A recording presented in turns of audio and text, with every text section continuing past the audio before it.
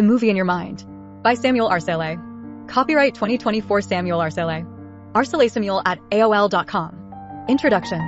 The movie in your mind is the analogy I use to describe the images in our mind, which occur when we think or engage with vivid thoughts. I refer to this phenomenon where we mentally visualize the events, characters, settings, and actions involved in the narrative or our perception of people, places, things, events, or situation in our life. When you and I do this, we are creating a rich and immersive experience, like watching a movie, and we are often glued to the screen, subconsciously. Often, we are in a hypnotic, trance-like state. We can be washing dishes, driving, or doing something, and mentally we are glued to the screen of the movie in your mind. With this analogy, I highlight the power of imagination and the way that our mind constructs elaborate scenes and scenarios based on the following factors. 1. The images we allow into our mind. 2. The words that we say to ourselves and to others. 3. Our facial expressions, our tone of voice, our breathing, our posture, and body language. 4. Our choice of words, the language that we choose when we communicate with ourselves or with others. Are we pessimistic or optimistic? Do we blame? Do we play the victim role? Do we constantly complain? Do we look for fault? Do we always focus on what can go wrong instead of what can go right? Do we focus on what we do not want to happen instead of what we do want to happen? Just like a movie, the mental imagery can be detailed, dynamic, and engaging, allowing individuals to become deeply involved in the story and feel as though they are experiencing it firsthand. The director, writer, and producer of a movie want to engage the audience and create and set the mood. You can do the same in the movie in your mind. You are the creator, and you are the audience. This is important because, as I will demonstrate in the following pages, the images that you allow into your mind and the words that you use in your self-talk all send your brain commands, requests, instructions, and signals. These commands, requests, instructions, and signals are examined by your brain and by your subconscious mind, and they are interpreted by them as how you want to feel and how you should behave. Your brain and your subconscious mind will then go to work to produce the results that they think you want. Their job is to protect you and give you what you want and to keep you alive. Special effects. We can add special effects to any scene in the script of the movie in your mind. Special effects can be our facial expressions, our tone of voice, our breathing, our posture, and our body language. The movie in your mind is a useful concept for understanding the cognitive processes involved in the stories that we tell ourselves and how the narratives that we create can evoke strong emotional responses and create lasting impressions on the audience. You, I, they, them, him, her. The movie in your mind underscores the importance of descriptive language and storytelling techniques in literature, film, and theater. It combines this artistic experience with psychology, neuroscience, and personal development. It is a useful tool, skill, that can be used to enhance quality of life and design our life. The movie in your mind tells your brain how to make you feel, behave, and perceive life. This is important, but most people do not know this. I teach you how the movie in your mind gives you brain commands, requests, instructions, signals. In this short booklet, I am going to provide you with decades of college education in behavioral science, decades of trial and error, and decades of therapy sessions. I combine psychology and neuroscience and teach it to you using a simple choice of words. I do it with an academic credential and with a street credential. Scrutiny has been used to deliver psychology and brain science into simple user-friendly language. I share this with you, using examples from everyday life to which you can relate. Much of this information exists in textbooks and scientific journals, but seems to be written in very technical language. They are written for medical students, doctors, or neuroscientists, indirectly keeping beneficial information hidden from the public for whom it is intended to benefit. In my experience, most of the books I have read begin with and continue with technical information that serves no purpose unless you are prepping for a test or performing brain surgery. I once bought a book about the brain and the author wrote pages about the neuroscience of the blinking eye. I was so bored I stopped reading the book. How does that information help me in my life? I am trying to make money, have sex, build a business, buy a house. I want to get to the gym and work out. I want to stop worrying, eliminate fear, anxiety, and panic attacks. I want to stop obsessing about negative thoughts. I want to forget my boss, my job, and coworkers once I get home. I want a better memory, a higher intelligence quotient. I want my brain to process information and retain it like I am a genius. That is what I want. For example, what good does it do me to know that the brain has X% of water, X% of salt, and that has a gel-like consistency? Or that it contains 10 billion connections, and that it is a marvel of creation, etc. Blah blah blah. It can power a light bulb with its own electricity. So what?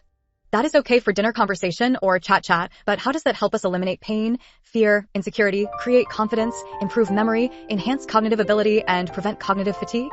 How does that help you create happiness, make money, or find love? How does that help us break bad habits or achieve, create, and accomplish goals?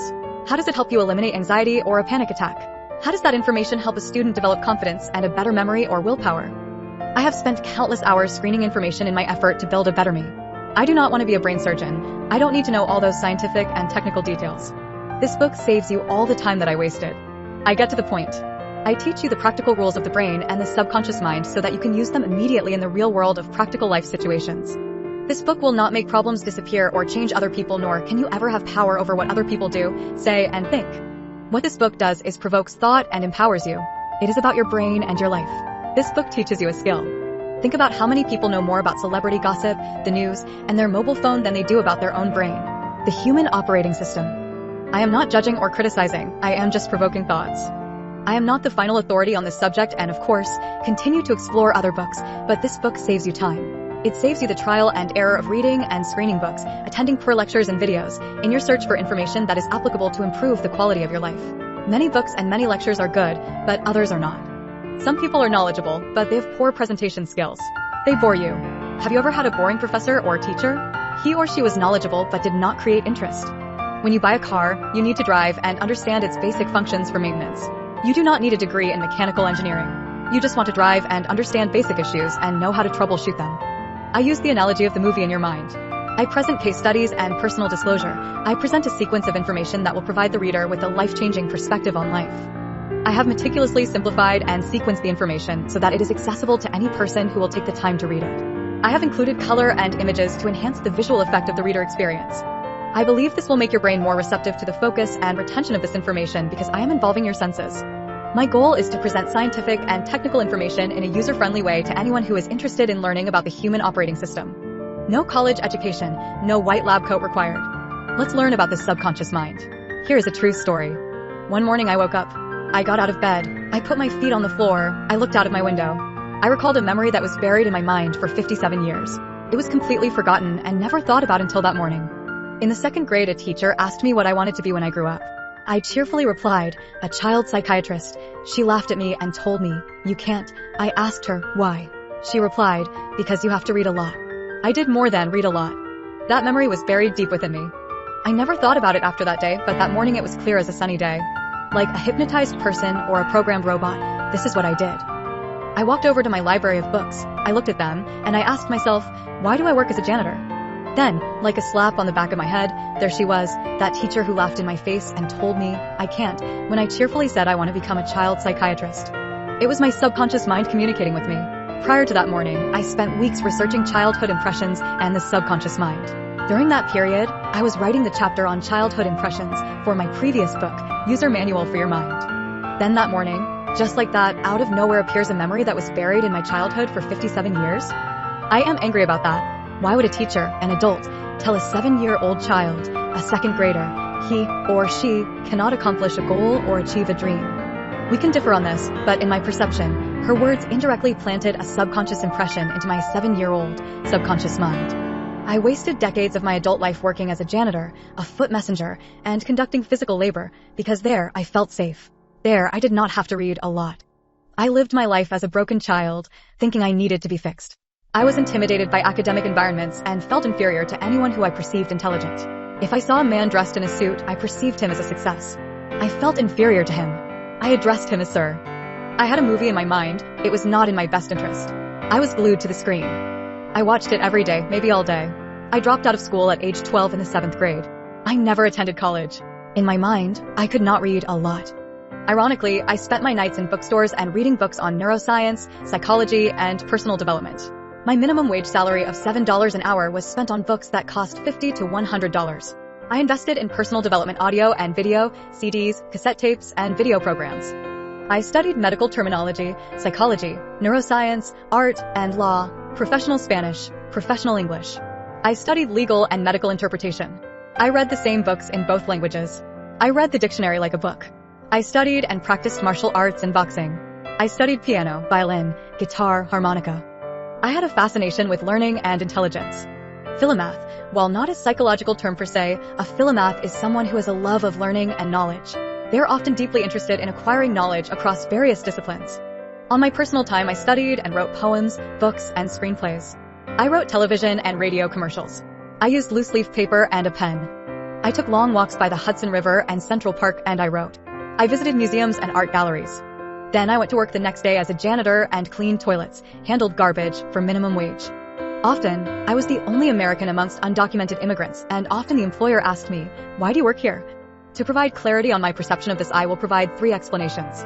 As I progressed into my research on childhood impressions and the subconscious mind, I discovered 1. Baby elephant syndrome. Baby elephant syndrome is a term used to describe a phenomenon observed in some captive elephants.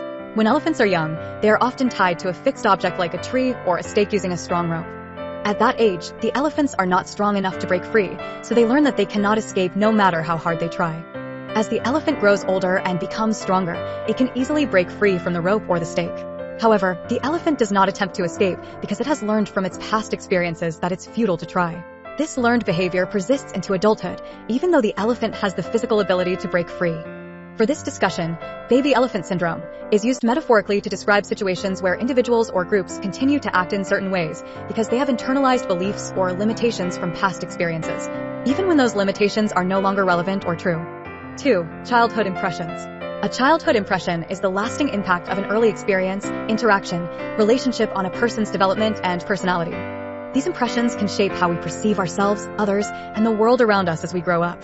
A childhood impression can include memories, emotions, beliefs, and attitudes formed during our childhood that continue to influence our thoughts, feelings, and behaviors into adulthood. These impressions are significant because they can contribute to various aspects of our life. These include relationships, our self-esteem, our coping strategies, and overall, our well-being. 3. The subconscious mind. The subconscious mind is always active, but its relationship with time is a bit different from how we perceive time in our conscious awareness. In simple terms, the subconscious mind does not have a clear sense of past, present, or future like our conscious mind does. Instead, it operates in the present moment, processing information and influencing our thoughts, feelings, and behaviors based on past experiences and learned patterns. Imagine it like a vast library where memories, emotions, and learned behaviors are stored. When we encounter new situations or make decisions, our subconscious mind draws upon this library of information to help us navigate the present moment.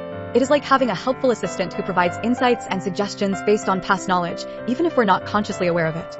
The subconscious mind does not experience time in the same linear way as our conscious mind, but it is always present and active, shaping our perceptions and responses to the world around us. In this book, I take you on a journey into the movies we create and watch in our minds, and along the way I enhance the experience with an enormous amount of useful and related psychological information. Truly, the pages in this book are a treasure chest of well-presented, well-structured, useful information. It is beneficial to enhance your quality of life and assist you to design your life. Samuel Arcelay. Please note, you bought this book for a reason. Something within you inspired this decision. Along the journey of reading, you may be presented with distractions and the voice of a child within you. This voice will tell you either directly or indirectly that it is afraid that you may abandon it and grow. This inner child, or this you that has existed for decades, will become uncomfortable and imply to you from many directions, "It's okay, stay.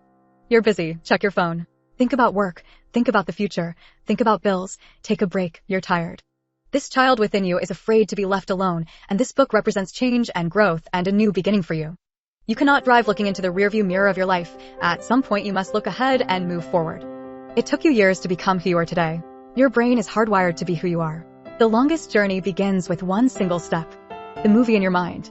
By Samuel Arcelay. Copyright 2024 Samuel Arcelay. Available on Amazon Books.